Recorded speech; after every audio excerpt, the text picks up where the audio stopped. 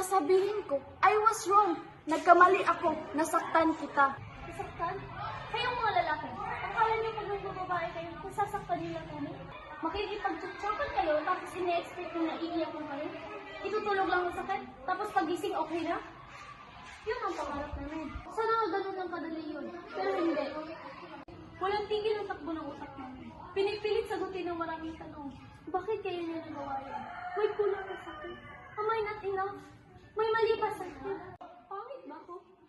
Pangit ba ang katawan ko? Kapalit-palit ba ako? No! Then why? Bakit ako nagawa ng Gio? Alam mo kung bakit ganun kahirap pagtiwala ulit, Gio. But yet I trusted you because you promised